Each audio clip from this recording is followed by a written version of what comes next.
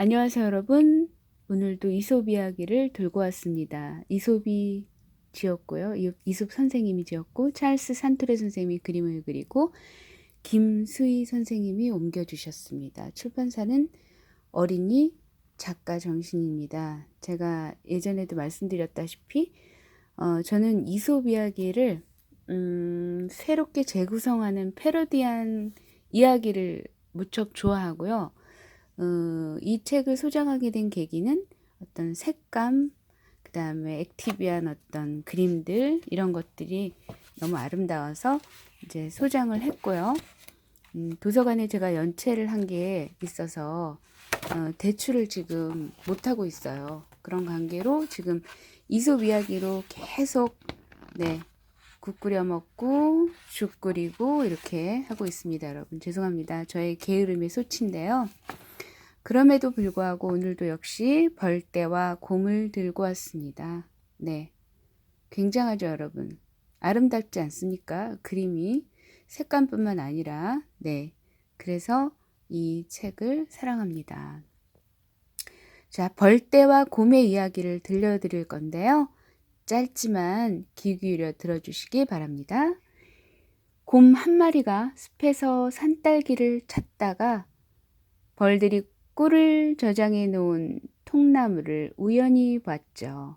곰은 통나무 속에 벌들이 있나 없나 알아보려고 킁킁대며 조심조심 통나무를 살폈답니다. 그때 들판에서 꿀을 가지고 벌집으로 돌아오던 벌 한 마리가 곰을 본 거죠.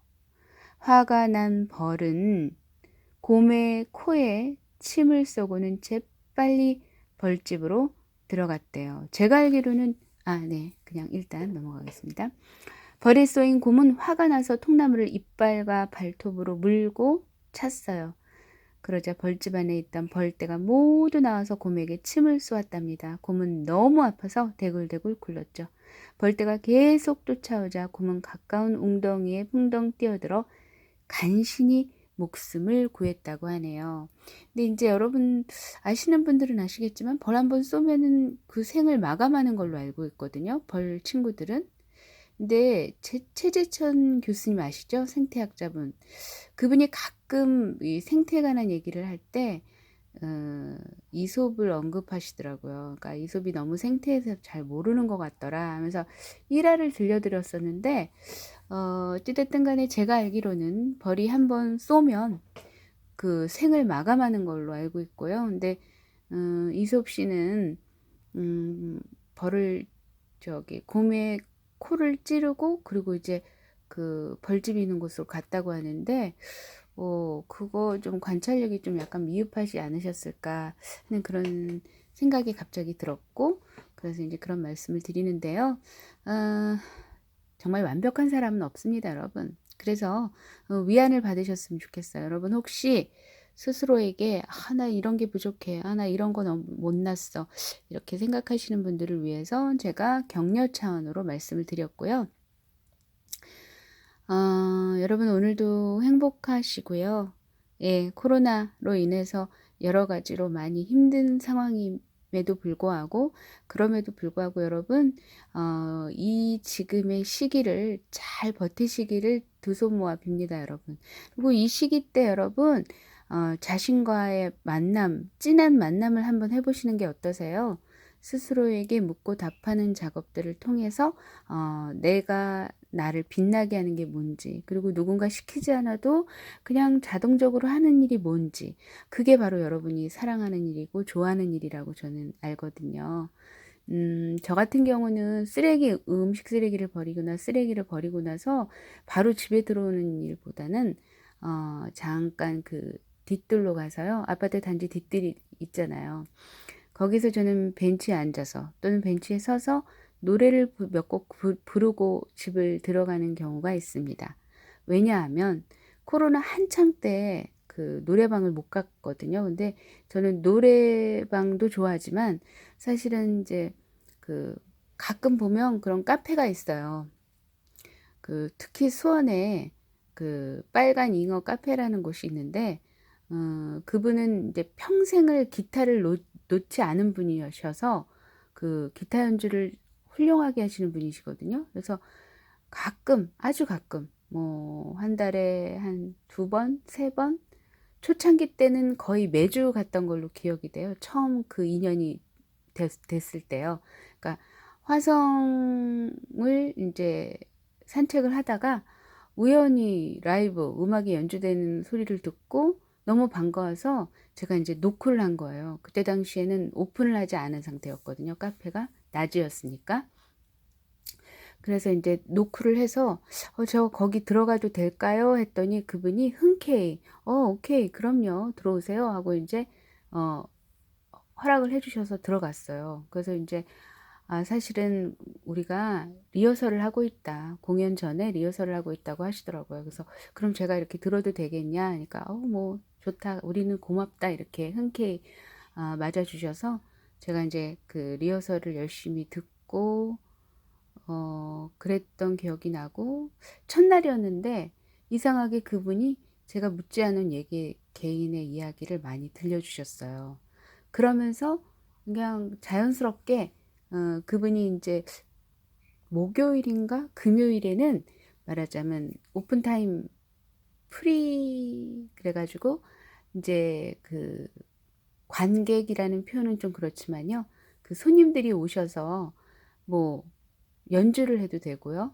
노래를 불러도 되고 그랬습니다. 근데 이제 그때 당시에 물론 저는 해금을 연주를 하긴 했지만 그분들처럼 그렇게 고수가 아니어서 차마 해금을 연주할 수가 없었어요. 근데 딱 한 번 연주할 수 있는 기회를 잡기는 잡았는데 정말 안타까운 것이 그 해금 밑에 그 줄 사이에 끼는 그 뭐라고 이제 그 있어요. 줄과 줄을 연결하면서 맑은 소리를 내게끔 그 뜨게 하는 역할을 하는 나무가 있는데 그게 사실은 뒤집어진 걸 모르고 그거를 계속 이상하다 소리가 왜 이러지? 그러면서도 그냥 제가 했던 기억이 나는데 그도 엄청 바들바들 떨었어요. 그때 다시 생각하니까 참 그런데 그래서 제가 어쨌든 딱 한 번 연주하고 다시는 연주를 못 하겠더라고요. 정말 연습을 열심히 해서 다 악보를 암기해서 연주를 해야지 안 그러면은 진짜 손이 막 바들바들 떨려서 정말 하기가 힘들었거든요. 근데 그때 그 순간은 너무 설레고 행복했어요. 그리고 그 주인장분이 워낙 연주를 잘하시다 보니까 그리고 또 소장하고 계신 악보가 굉장히 많아요. 그래서 선택의 폭이 굉장히 넓었죠.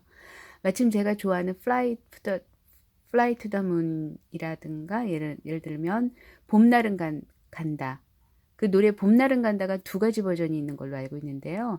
저는 그 이영애가 나왔던 영화의 주제곡으로 봄날은 가네 무심히도 이런 노래요. 이 곡이었는데 그 곡을 불렀을 때 정말 거짓말 안 하고 그때는 물론 이제 리허설이었죠. 오시는 분들 한해서 들려드리는 것이 아니었고 그냥 리허설 그냥 뭐 제가 좀 서둘러 일찍 가가지고 이제 그분은 연주하고 저는 노래를 불렀는데 그때 당시에 한 2월에서 3월 그 사이였던 걸로 기억이 돼요. 근데 첫눈이 내리는 거예요. 눈이 내렸어요. 제가 이 그 봄날은 간에 노래를 부르는데 눈이 내리더라고요. 그래서 어떤 분이 이렇게 카페장 주인 친구분이 그러시는 거예요.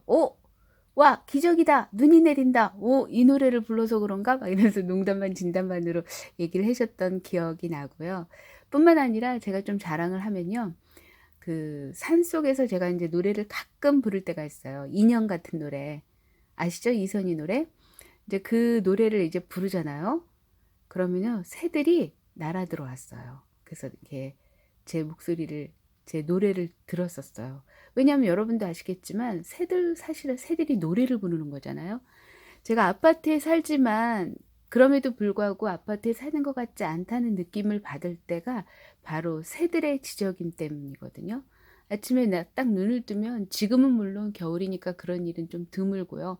오히려 까마귀 친구들이 인사를 많이 하죠. 이제 까마귀 친구들이 굉장히 많아요, 주변에. 이제 길조가 돼야 돼요. 여러분도 아시겠지만 티벳에서는 영매라고 하죠. 하늘과 땅을 이어주는 가교 역할을 하는 영매라고 합니다. 그래서 사람이 죽고 나면은 그 티벳 스님들이 인간을 이렇게 토막토막을 낸대요. 그래서 새들이 그것을 물고 갈 수 있도록, 그래서 이제 하늘로 갈 수 있도록 도와준다고 해서 영매, 그 까마귀가 영매라고 하거든요. 근데 왜 이 얘기까지 나오게 맞아. 네, 산에 가서 노래를 이렇게 인연이라는 노래를 부르면 새들이 앉아서 그 귀를 기울이는 것 같은 느낌이 들었었거든요. 그 프란체스코 그 성, 프란체스코 그 신부님이 그러셨다고 하죠. 그 많은 동식물들과 교감을 하셨다고 하시더라고요. 근데 저는 교감까지는 아니어도 어쨌든 그런 일들이 있었다는 거. 그래서 여러분이 좋아하는 일을 한번 해보시는 건 어떠실까요? 그러니까 그 좋아하는 것이 좀 살펴보시면 아마 있으실 거예요. 네, 그래서 좋아하는 일을 뭐 그리고 과거의 추억들을 끄집어내서 마음의 안정을 드리는 것도 방법일 수 있고요. 그래서 여러분 오늘도 행복하시고 그 행복을 거머쥐는 그런 날이 되시길 바랍니다. 중국에서는 오늘이라는 말이 선물이래요. 네, 너무 훌륭하죠? 자, 그리고 여러분 심심하시면요. 제가 이렇게 유튜브에 이렇게 올려놓은 많은 그림책들이 있거든요. 그림책 이야기들을 그냥 쭉쭉 하루에 한 편씩만 들어보시는 건 어떠세요? 굉장히 가슴 따뜻한 이야기가 많습니다. 그리고 여러분도 또한 그 가슴 따뜻한 이야기의 주인공이 되실 수 있다는 거 여러분 아시죠? 네, 감사합니다. 오늘도 행복하시고 좋은 하루 되시기를 바랍니다. 새해 복 많이 받으세요.